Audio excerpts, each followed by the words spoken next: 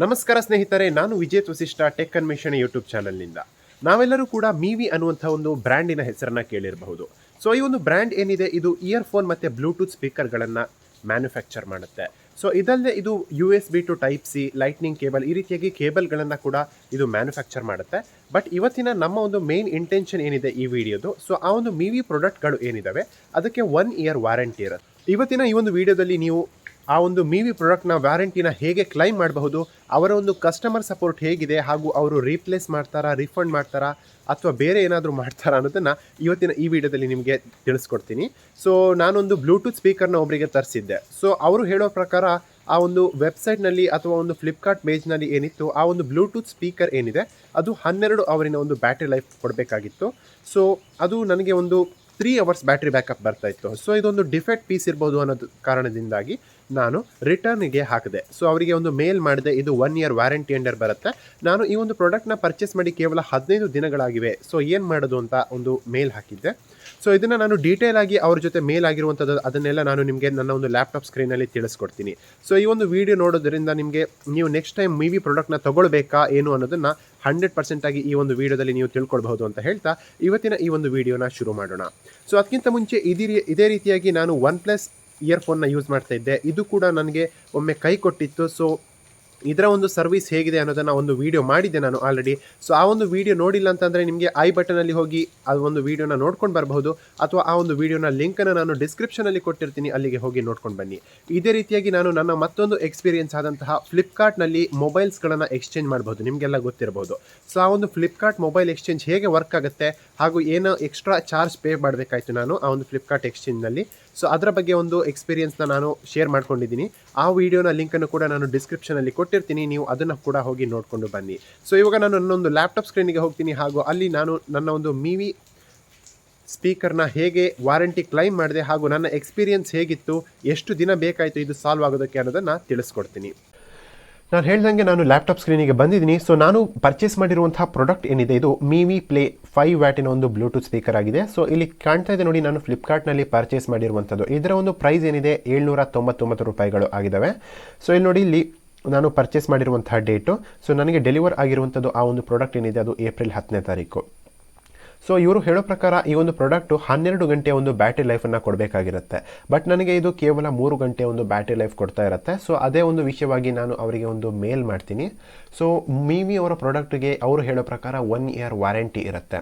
Okay, so ಆ ಒಂದು 1 year ವ್ಯಾರಂಟಿನ ನಾನು ಅಡ್ವಾಂಟೇಜ್ ಆಗಿ ತೊಗೊಳ್ಬೇಕು ಅನ್ನುವಂಥ ಒಂದು ಕಾರಣದಿಂದಾಗಿ ಅವರಿಗೆ ಅವರ ಒಂದು ಸಪೋರ್ಟ್ ಮೇಲ್ ಏನಿದೆ ಅದಕ್ಕೆ ಮೇಲ್ ಮಾಡ್ತೀನಿ.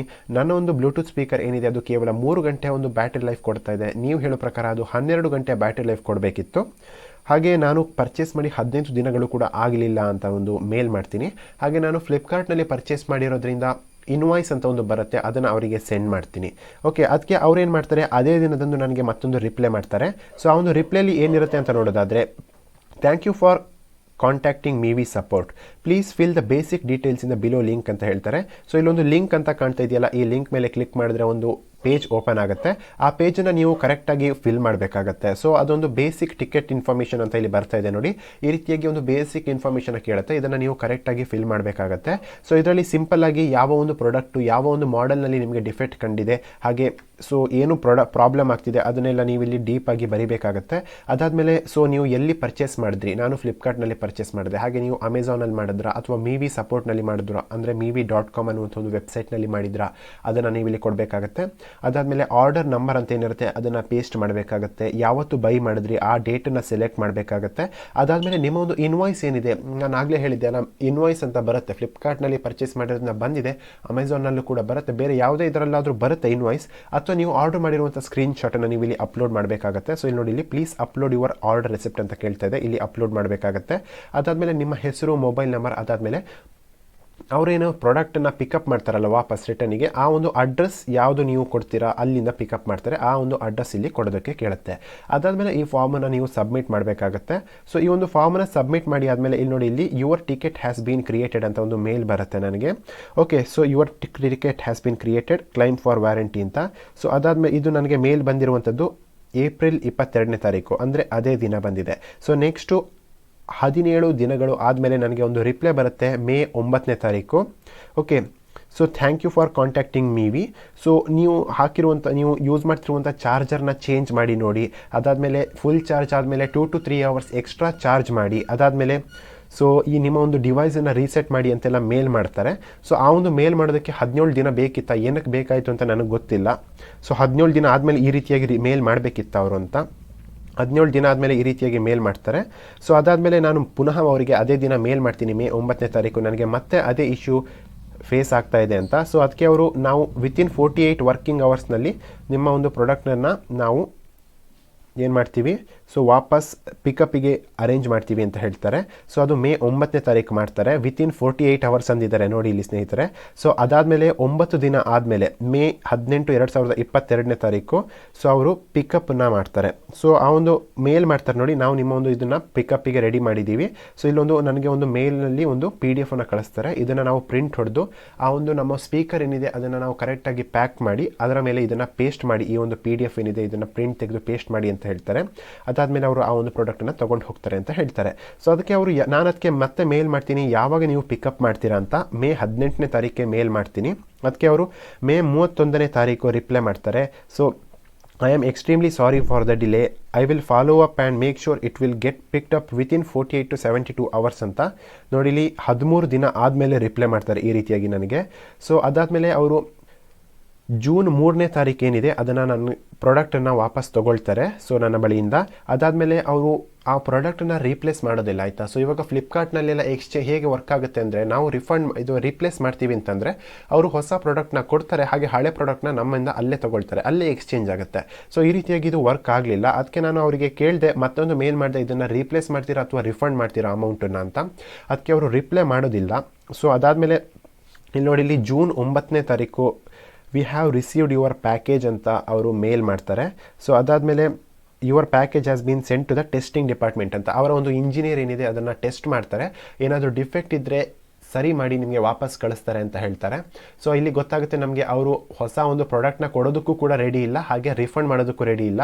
ಸೊ ಅದನ್ನು ಅವರೇ ಟೆಸ್ಟ್ ಮಾಡಿ ಸರಿ ಮಾಡಿ ಇದು ಮಾಡ್ತಾರೆ ಅಂತ ವಾಪಸ್ ಕಳಿಸ್ತಾರೆ ಅಂತ ಹೇಳ್ತಾರೆ.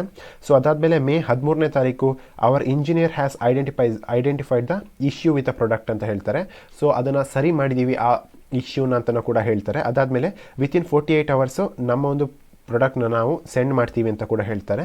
ಸೊ ಇದು ಹೇಳುವಂಥದ್ದು ಜೂನ್ 13ನೇ ತಾರೀಕು ವಿತಿನ್ 48 hours ನಿಮ್ಮ ಒಂದು ಪ್ರಾಡಕ್ಟ್ನ ಸೆಂಡ್ ಮಾಡ್ತೀವಿ ಅಂತ ಹೇಳ್ತಾರೆ.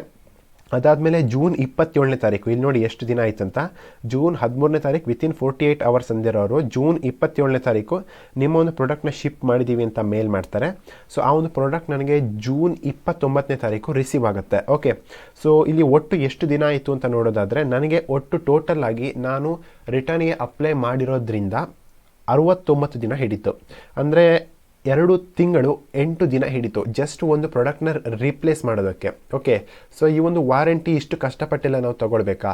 ಸೊ ಇವಾಗ 1 year ವಾರಂಟಿ ಅಂತ ಹೇಳ್ತಾರೆ, ಅದರಲ್ಲಿ 2 to 3 months ಹೀಗೆ ನಮಗೆ ಹೋದರೆ, ಸೊ ಇವಾಗ ಕೆಲವರಿಗೆ ಈ ಒಂದು ಬ್ಲೂಟೂತ್ ಸ್ಪೀಕರ್ ಆಗಲಿ ಬ್ಲೂಟೂತ್ ಇಯರ್ಫೋನ್ ಆಗಲಿ ಅಗತ್ಯ ಇರುತ್ತೆ ತುಂಬ, ಅದಿಲ್ಲದೆ ಇರೋದಕ್ಕೆ ಆಗೋದಿಲ್ಲ ಅಂತ ಪ್ರಾಡಕ್ಟ್ ಎಲ್ಲ ಅವರೇನಾದ್ರು ತೊಗೊಂಡಿದ್ರೆ 2 to 3 months ಇಯರ್ಫೋನ್ ಇಲ್ಲದೆ ಬ್ಲೂಟೂತ್ ಇಲ್ಲದೆ ಈ ರೀತಿಯಾಗಿ ಇರಬೇಕಾಗತ್ತೆ.